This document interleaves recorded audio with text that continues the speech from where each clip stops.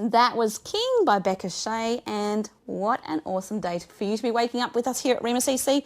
I'm so thankful that you're here with us. Can I say that? It's a really cool thing to know that we get to do life together in some way, even if it's just for a short period of time. I do thank you for joining us here at Rhema, as I said. Now, it's Sunday morning, so honestly, it's a great opportunity for you guys to get up, for myself included actually, to get up and be thankful. Take a look around and look at the things that you've got in your life that give you that sense of understand that God is looking after you. There is a reason and a season and all sorts of, there's plenty of reasons, plenty of seasons that we can be thankful regardless of what is going on in our life. And I just want to give you the opportunity right now just to spend some time saying, hey, thanks God. I've been given breath in my lungs. I'm getting up today. I'm seeing more things. I'm getting, I've got that drive to be able to just move towards whatever it is you've got in store for me today. So thank you, God, for being a God who provides, who protects, who ensures that we know fully that you are the God of all. And I just, I'm praying that for you guys right now as I speak. So I do hope that you're feeling it. Anyway, all right, so I'm going to get straight into it today because we've got a lot to cover. We've been covering over the last few weeks sort of a series type thing, kind of along the lines of, that was interesting, a bit of a concept of I am who I am because, and we've been looking at different theories that go along with that. We've looked at birth order, we've looked at our gender, we've looked at our cultural background or our cultural environments and how they impact us. Today we're going a little bit deeper, but I'm trying to stay away from too much that's deep because I just think, hey, it's Sunday, let's enjoy it. Let's not get too worked up and too serious. Let's just, enjoy the moment. But they're interesting things to contemplate and to understand and really grasp that we are impacted by the people or the environments that we're in, obviously. We've covered that in the last few weeks, but also the experiences that we have. So today we're sort of delving into the idea of our our role in the community, our labels, if you like, the qualifications that we have, the things that make us, appeal to other people based on the external sort of stuff, I guess. I don't know, I hope that's explaining it. But we're also going to cover an element of the stuff we've been through, how it impacts who we are. Now, I don't want to get too serious, as I said. I want to keep this fun. I want to keep it light. But I also think it's really cool, and God, I really think, was sort of stirring me in this one, to look at certain Bible characters, not characters, Bible, the saints of the Bible, the people who have carried us through and helped us understand God through time. And the Bible's a great place for us to start. So today I'm going to cover a few different angles, a few different people, and then I'll sort of challenge you guys on what that means in your own life. Now, this one is a little bit of an interesting one. I don't know too many people would think that this person is someone who you could kind of step back and go, oh, I really want to learn something from them. But Zacchaeus was someone who I really felt this week was worth looking at. And I don't know why, but it really just appealed to me. So I revisited who he was and what his role in Jesus' life was. I'm just going to read a little Bible passage for you just to give you guys a story or the background to who Zacchaeus was. I'm going to try and slow my speech down because I'm waffling. But just to give you a bit of an understanding of what we're looking at. So Luke 9, 1-10. Jesus entered Jericho and was passing through. A man was there by the name of Zacchaeus. He was a tax collector and was wealthy. He wanted to see who Jesus was, but because he was short, I know what that's like because I'm very short, he could not see over the crowd. So he ran ahead and climbed a sycamore fig tree to see him, since Jesus was coming that way. When Jesus reached the spot, he looked up and said to him, Zacchaeus, come down immediately. I must stay at your house today. So when he came down at once and welcomed him gladly. All the people saw this and began to mutter, he is gone to be the guest of a sinner. But Zacchaeus stood up and said to the Lord, look, Lord, here and now I give half of my possessions to the poor. And if I have cheated anybody out of anything, I'll pay back 4 times the amount. Jesus said to him, today salvation has come to this house because this man too is a son of Abraham. For the Son of Man came to seek and to save the lost. So guys, I think it's really important to think about our roles in the community, our job titles, our responsibilities. Some of you guys might know what it's like to be in a position that's despised. So poor Zacchaeus here, he happened to be a tax collector. He was not your favourite person. He was not your your local, I don't know, he wasn't your community type person who just took the applause of everyone, because he was a man who obviously had to work and he was driven by wealth at one point. Then this interaction or intervention even from Jesus was a game changer in his life. And I think that's the thing. I think we just need to stop sometimes and think about the things that are important to us. So we've covered here of a Sunday morning, just challenging those things that are in our heart and those things that we really need to examine. And obviously, you know, it's one of those things. If money or possessions has become a focus for us, that can be really uncomfortable at times, and it can make us not see the world the way that Jesus wants us to. I think that's something I want to take away from this morning. I hope you guys can too. It's just that questioning, that channeling in of why we're driven by the things that we are and what means a lot to us. Is it about having a certain role? Is it about having a certain title? Is it about the money? Is it about how people view us? Or is it about that interaction we have with Jesus himself?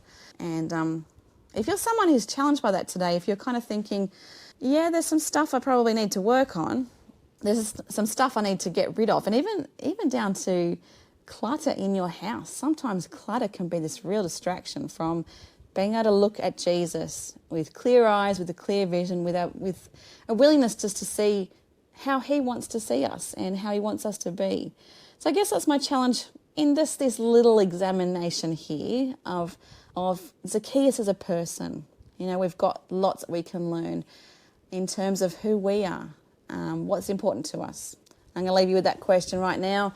I'm going to see you guys shortly. I'll be back. We're going to take a break and, enjoy this, and I'll be back soon. Well, a big welcome back to you guys. I'm Lindy Jones, your Sunday morning host here at Rhema CC. I just want to say welcome to Sunday. It's awesome to have you guys here with us yet again this fantastic and very hopeful day. I am so thankful that that you've been given the opportunity, just like I have, to be able to get up and breathe and to be able to just spend some time with God and just spend some time with us here at this station. I do thank you that you've chosen us and that you are tuning in and that you that you're driven by hope. And I do hope that you are driven by hope, because honestly, I think in the last few weeks, you guys have heard my story just recently, the awareness of just being able to just celebrate life is just such a big deal. And I do hope that your day ahead is ready for...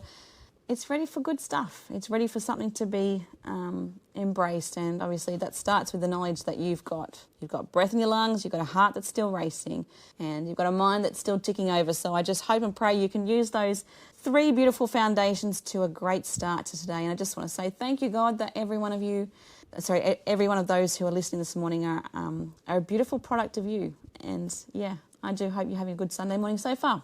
All right. You guys we just heard our promises by I Am They, and we certainly have a lot of promises that we can hold on to. So what an honour that is to be able to cling to when we're just kind of feeling a bit overwhelmed or whatever life's throwing at us. You know, those things can be a little bit tricky, but I'm so thankful we have a God who has promised us that he does not leave us. He's our protector, he's our provider, he's our provision, and we've got a lot of hope in that. So if you're having a rough day, I just hope and pray that you're able to just stick with the truth that sometimes we need to just know to the core, even if we're not feeling it, but just know from a psychological or just a cognitive level, just better have that understanding that God's promised us time and time again that he is our everything, and it's just a matter of clinging to that. Rightio. So this morning we're actually talking about... It's a follow-on from the last few weeks. So we've been talking about kind of the concept of I am who I am because. And today we're talking actually it's a bit of a spin today. So and originally I was thinking deep. I was thinking I wanted to go a little bit deeper and a bit more challenging, but I don't feel like that's where I'm supposed to be going this week. So I'm going to just stick with where I'm at. And I really felt like God was just going, hey, Lindy, let's just look at some of the people of the Bible. Let's just go back there and actually look at them and the experiences that they had. You know, there's some pretty amazing stories out there. And I sort of threw things out on social media and said, look, guys, my friends, who's your favourite, what's your favourite story in the Bible? Who are you inspired by in the Bible? And I got countless. It was actually pretty cool to see lots of different answers and different responses. I'll go through that with you shortly, but at the moment I'm going to sort of zoom in on what I initially felt was a really it was just sort of God just stirring me and going, think about this one. I didn't really know where to start because I had a lot of different things thrown at me this week, and I was kind of going, where do I go with this one? But I'm going to just stick with Mary. So Mary is in Jesus' mum, Mary. I didn't actually get to attend the movie at the end of last year. I can't even think of what it's called. I've gone completely blank. But we had a Rhema CC. It was a fundraising event, and it was right at the end. It was a Christmas movie. I cannot think of what. It's probably very, very obvious, and my brain is just gone.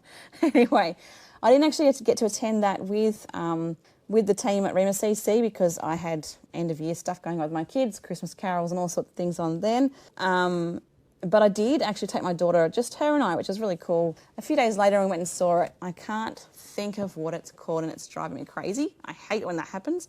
But I sort of took away from the movie. It was really interesting to think of Mary and how frightening that experience must have been to be told that, you know what, guess what, you've been picked, mate. It's time for you to do some pretty interesting stuff, and people are going to doubt you. They're going to disregard you. They're going to question you. They're going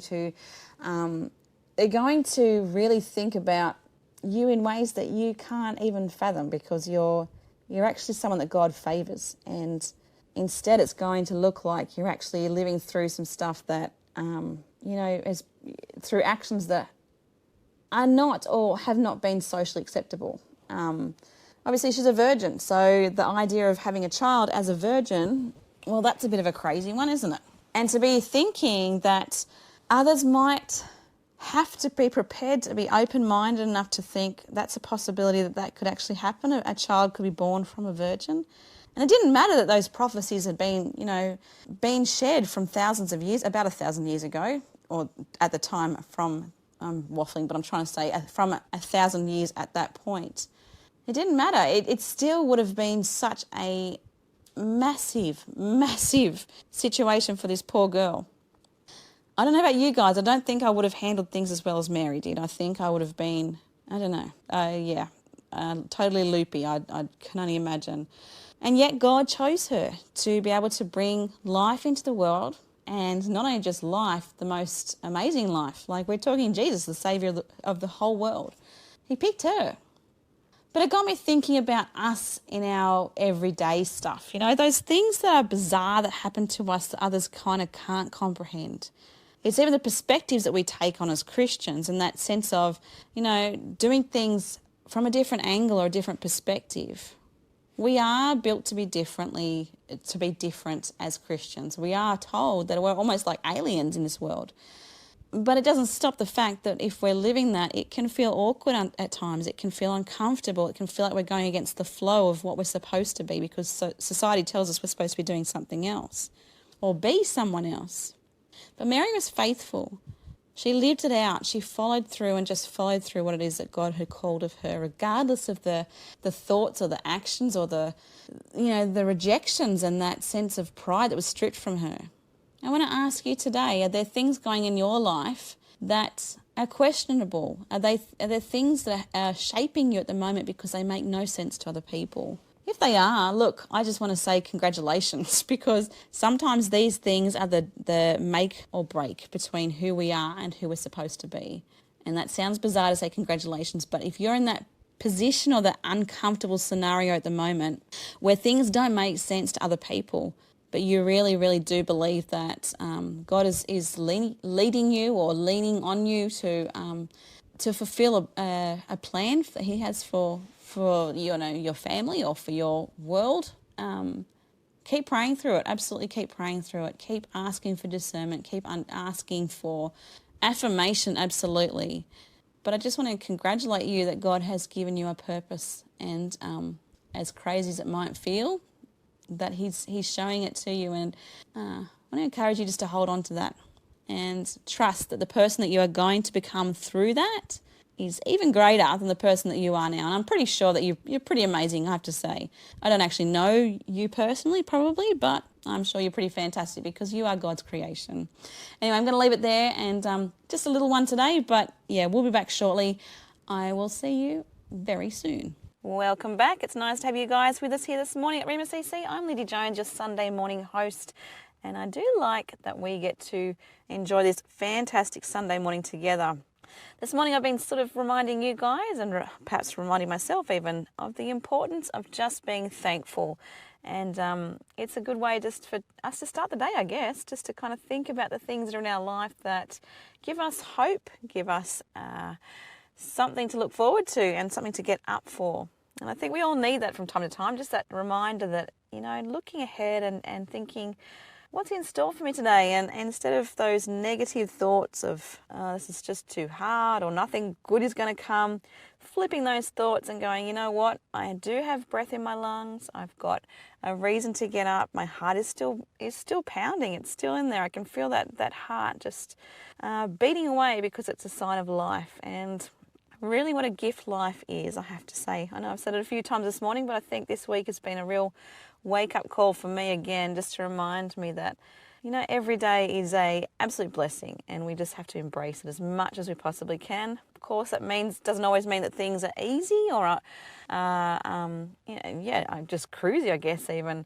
It doesn't matter that's not how it always is, and unfortunately we can't always give ourselves a guarantee that it's going to be that way, but we're still always, in every season and every part of our life, we've got some reason to be thankful. So make a list today. Have a little think about what you're thankful for and start the day right. Start the day with thanks and praise. One of the best ways for me to start the day is by the beach. I don't know about you guys, but how lucky are we that we get to just be, not that far away from the water, and we can just hear the waves crashing and hitting the rocks, and it's majestic, actually. We are very, very blessed. Again, I know I've said it before on previous days, but if you can get out this weekend and just enjoy that beautiful nature that we've got ourselves surrounded in, which is absolutely fantastic, by all means do it. It's a good way to kind of recollect and regroup, I guess, and just sort of refocus on God and just what an amazing creator he is, because he truly, truly is. Now, this morning we've been talking about, it's kind of been a follow-on from the last few weeks. So we've been talking about sort of the broader concept of I am who I am because, and this week we've been I flipped it because I wanted to go a little bit deep but not too deep. So we're talking along the lines of the experiences that we have and the things that shape us. But rather than specifically going into individual things that you and I have been through or we do go through, I've decided to actually look at the Bible. Good start, huh? And just look at some of the people that we are exposed to through the Bible and the experiences that they have or have had, and really sort of regroup and just refocus on what they've taught us just by being who they were designed to be in their time, and how that then can impact who we are in our time. So we've spoken about Mary, and I can honestly say if I had a teenage daughter that came to me and said she was pregnant and, there was no other behavioural stuff that had happened to reproduce, I think I would probably be thinking my child is an absolute loon. But this poor teenage girl, she faced it, didn't she? She really, really did. She had to kind of step outside every day with the humiliation of this tummy that was growing, and no proof of how that actually happened. It was a case of absolute faith and just constant movement towards God.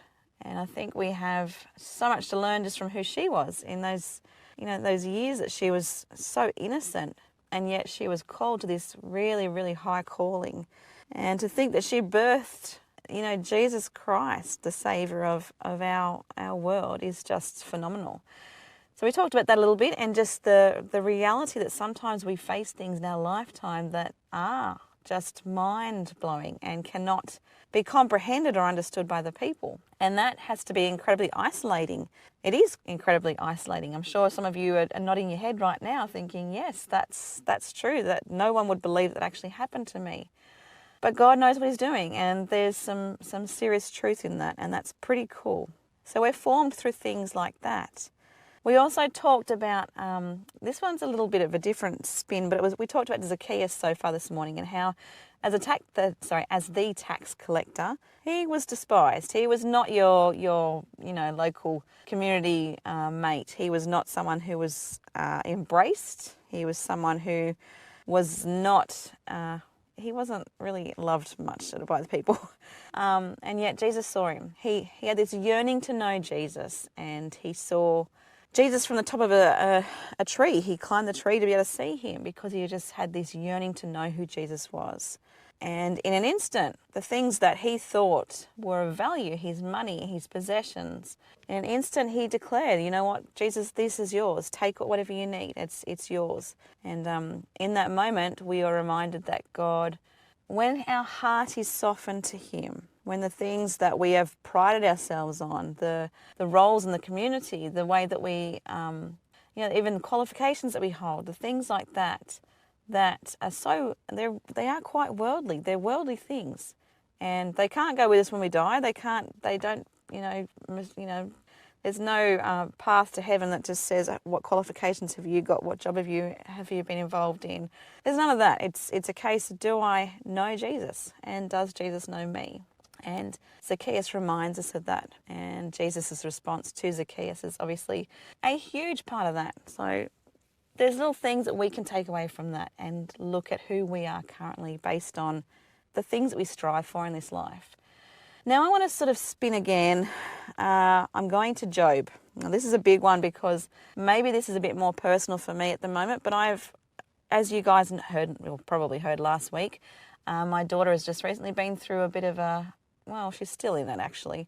But she had an accident 2 weeks ago today, and she broke, I thought it was actually 2 vertebrae, but it was actually 3. I didn't realise that until we looked at the medical records.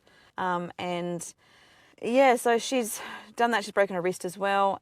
So she can't write, and thank God, she's learnt to walk again with her brace. They had her brace made up. I say learnt to walk. Of course she knew how to walk, but she wasn't able to leave the bed. She didn't have the strength to, so much pain.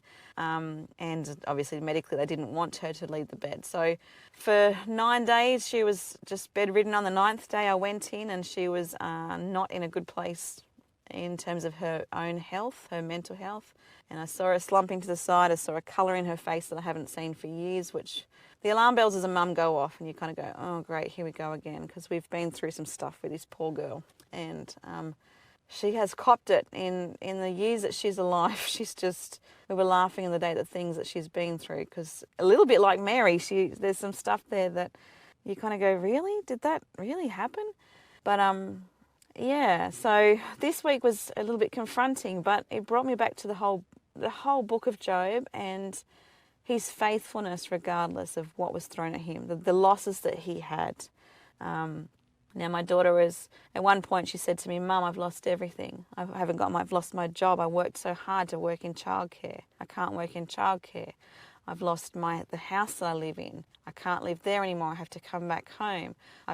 She went through the list of all the different things, and it's this period of absolute grief because, she was just in a place where she was starting to build and restore and even not be able to brush her own teeth. Like that stuff that I had to get the toothpaste ready for her and a toothbrush, and just the dignity and the stuff that goes with that. It's horrible to watch.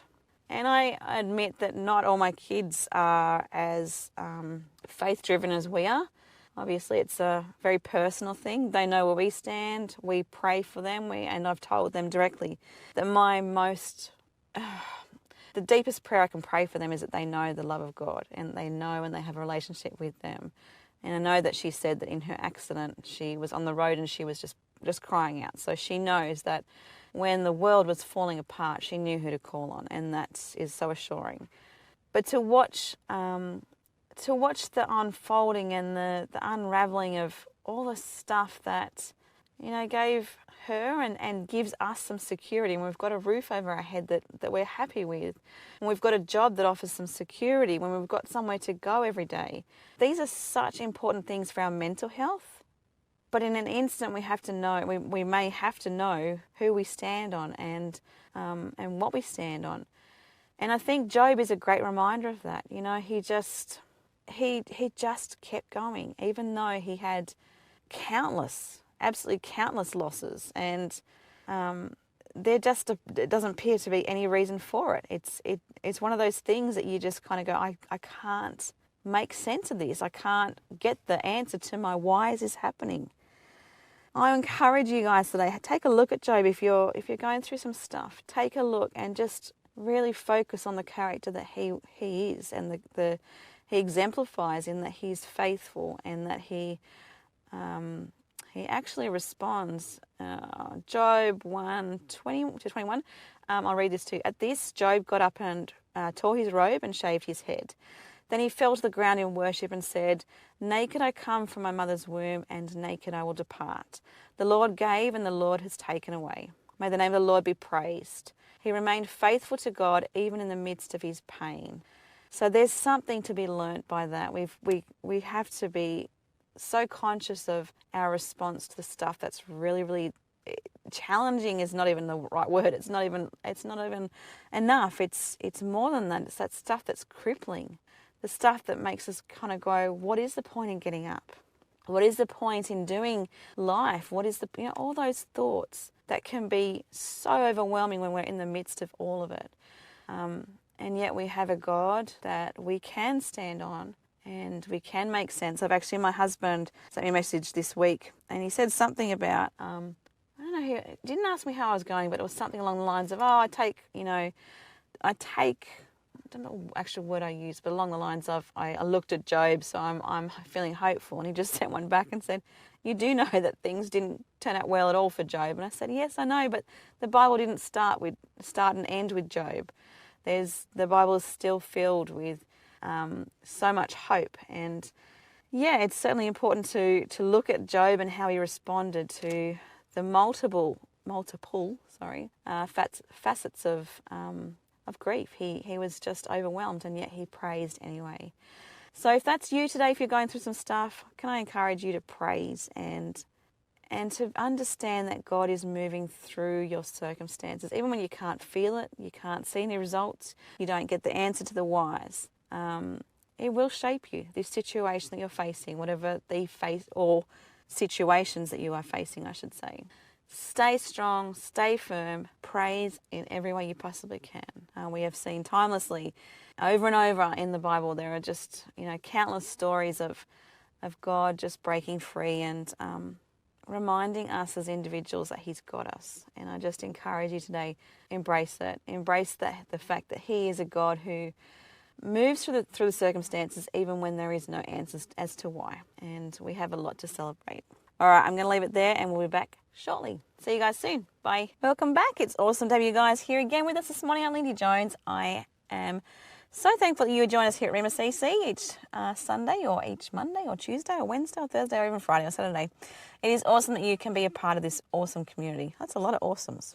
Anyway, that's all right. My mind is not quite there yet. It's early in the morning, so we're just making it work. Yeah, we are talking some big stuff today. We're talking actually lots of different, people from the Bible. I'm covering a few different things. There is a reason that we're sort of exploring this, and it is along the lines of I am who I am because. And the reason that we're doing that and sort of combining that with our Bible figures, if you like, or characters, they're not characters, but people of the Bible. I think it's really, really important to sort of just learn so much from the people that have gone before us in biblical times, and to be able to apply how we might be being tested or challenged or changed, or just that awareness that God can be using our situations and our circumstances to fine-tune who He would like us to be.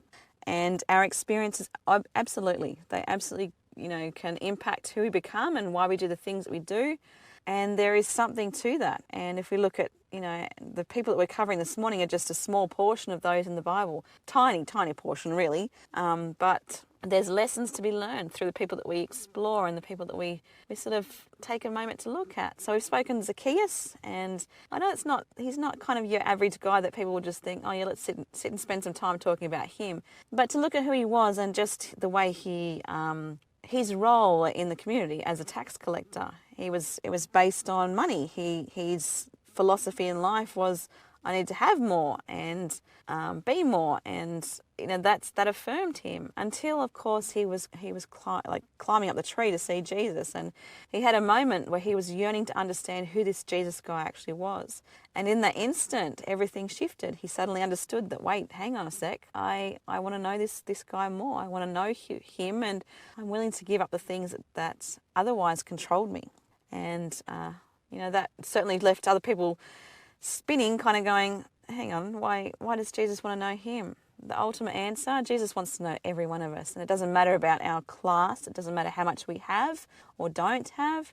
He wants that relationship with us. And that's a really beautiful example of us, if we apply it to our own lives, just thinking about what's important and looking at Jesus completely and saying, what's important to you? And we also spoke about Mary and just her willingness to serve, and just, she had to have been tormented psychologically and emotionally, and just, we don't know the abuse that she copped from people and the things that were said about her, but she just persevered and she kept serving God, and what a game changer that was. We had to bring human life into the world that happened to be the human life that changed how we do things and how the world functions, and we've got a lot of promise in that. So she's a very bold and brave young lady that when we look at who she was in that particular era and that particular time of history. We've also spoken about Job. We spoke about how there are times where it's just all too much, and sometimes we don't have the answers. We don't have the answer why. We can't get that. Job was certainly an example of that. He had one, just ordeal after the other. It just rolled into the next, and there was so much loss in that, so much grief, so much, so much of a reason for him to go, I give up, forget it, I'm done, I don't want to do this anymore. And yet he decided to praise regardless. It's the character that was built through him, the trait, the understanding that perspective can allow us to keep pushing on. There are things that we can take on board ourselves. The experiences that we have, they alter us, of course, but we have a choice in how we respond to that. Pretty inspiring stuff. I actually it was just on Facebook, I just put up this week, I asked some friends who they are inspired by in the Bible. Who's your favourite, your person? Who is the person that you're kind of drawn to? I had several say Job. I actually had this one, the lady who laid down what others thought was a ridiculous gift. And of course they were wrong. That was one of the comments that I had. Hosea is a perfect example of the love of God. Paul, as he was so passionate. Moses, he did what God wanted no matter what anyone else thought. Ruth, she was faithful. I can't talk today, so it's going to be fun.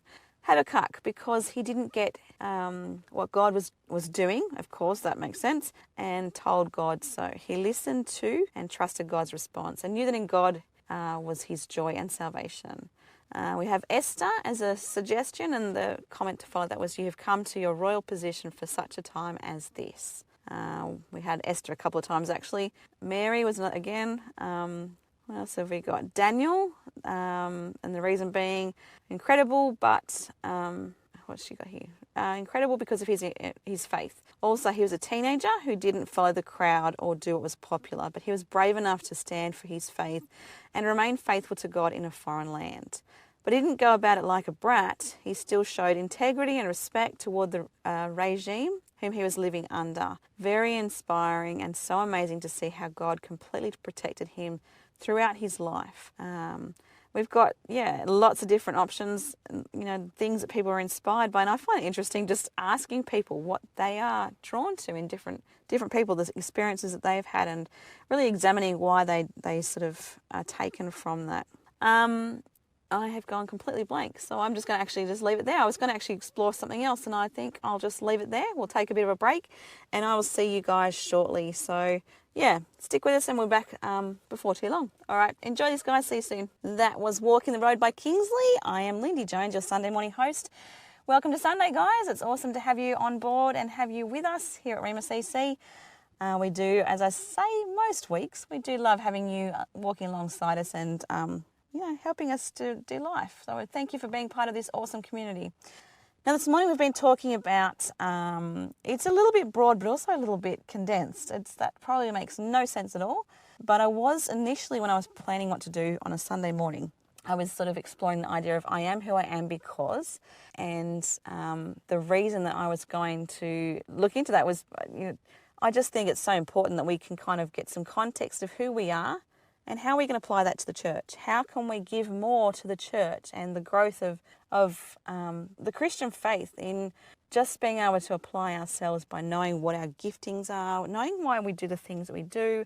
The more that we get to know who we are, the more that we can give back to God. And that sounds a little bit, I don't mean for it to sound a little bit too out there, but it does help to give us some context. If we know why we do the things that we do, we know how and who we've developed ourselves to be, or who God has developed us to be, I should say, we can give more back. We've got more to offer, and we've got more that we can fine-tune in the way that we do that. So we can channel what it is that God's calling of us. Now, initially I was thinking that we would be sort of exploring things, I guess more relatable things specifics that we might be facing, the experiences that we have, whether that's, marriage breakdown, whether it's children who are sick, whether it's parents who are needing extra assistance. They're things that they're just life, but they do give us an insight to not only other people and how we can be empathetic towards their needs and their situations, but they develop us as people, and God certainly uses those situations to strengthen us. So we've spoken, this morning I actually felt like God was going, no, actually have a look at some of the people in the Bible, Lindy. Go back and look specifically. And we've talked briefly, I'm just going to go through. You can actually re-listen to this if you need to, if you decide that's what you want to kind of understand what I'm talking about here. But Zacchaeus, we sort of explored him, and we talked about Mary, we've talked about Job, and now I'm actually going to talk about Jonah. Now, Jonah's story obviously is a little bit of a out there one. You'd think, whoa, a whole whale swallowed you up? How on earth did that happen? And there's always other questions that can go with that. It's you look at who he was and the things that he was running from. He was running from the call and the purpose that God had on his life. And there's so much to learn in that. There's so much to take away with you. I think, or even myself, I should say, us. We are a humanity that need to learn more and more about why God does the things that he does and how he does it and how he challenges us through that. But you look at Jonah, and there's so many times where the same principles can be applied to our own life. We might be thinking God's calling us to something, but we just keep running for it, saying, nah, I'm good, God. I don't want to do it. I'm not interested, thanks. I'm going to go and do ... And then he just keeps calling us and keeps saying, no, this is what I've designed you for. This is what I've equipped you for. I've given you the skills, the abilities, the knowledge to know how to do this. I'm taking you back. I need you for this purpose. Now, I don't know if any of you have had an experience where you've had to watch people almost like the situation with Job, where things were stripped away from them continuously. Just things being taken away. And it can be really, really, it can be quite devastating to watch, because you just think, I can't help in a situation. All these things are being taken away. But the greater purpose in that, I think, sometimes can actually be watching God fulfill his promise. His promise and his call in someone's life. Now, I think it's a really weird situation to be in when you're when you're watching someone whose life on the outside looks like things are being pulled back and stripped from underneath, or they're being backed into a corner where it's kind of like there is just no other choice but to surrender and just go, whatever, God. And this is what I get from Jonah.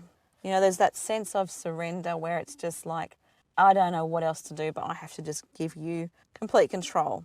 And I think there's something beautiful about that God knows the limits that we have. He knows the boundaries he puts around us.